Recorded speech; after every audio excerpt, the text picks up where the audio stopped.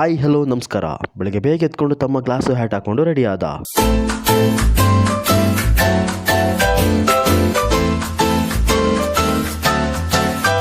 ಎಲ್ಲರೂ ಸ್ಕೂಲ್ಗೆ ಹೋದ್ರು. ನಾನು ರೆಡಿ ಆಗಿಬಿಟ್ಟು ಆಫೀಸಿಗೆ ಬಂದೆ. ಆಫೀಸಿಗೆ ಬಂದು ನೋಡಿದ್ರೆ ಜನ ತುಂಬಿ ತುಳುಕ್ತಾ ಇದ್ರು.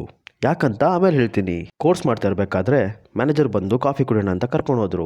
ಕಾಫಿ ಕುಡ್ಕೊಂಡು ಬಂದು ಮತ್ತೆ ಕೋರ್ಸ್ ಮಾಡಿದೆ. ಲಂಚ್ ಬ್ರೇಕ್ ಅಲ್ಲಿ ಸೀನಿಯರ್ ಫ್ಯಾಷನ್ ವಾಕ್ ಪ್ರಾಕ್ಟೀಸ್ ಮಾಡ್ತಾ ಇದ್ರು. ಊಟಕ್ಕೆ ಚಿಕನ್ ಫ್ರೆಂಡ್ ರೈಸ್ ಆರ್ಡರ್ ಮಾಡ್ಕೊಂಡು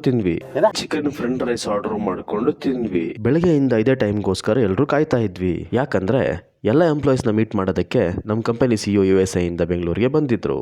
CEO ಮೀಟ್ ಮಾಡೋದಕ್ಕೆ ನಾವು ಹೋಗಿರೋದು ನಮ್ಮ ಪಕ್ಕದಲ್ಲೇ ಇರೋ 5 ಸ್ಟಾರ್ ಹೋಟೆಲ್ಗೆ. CEO ಜೊತೆ ಮಾತಾಡ್ಕೊಂಡು ನಾವು ಹೋಗಿರೋದು ತಿನ್ನೋದಕ್ಕೆ.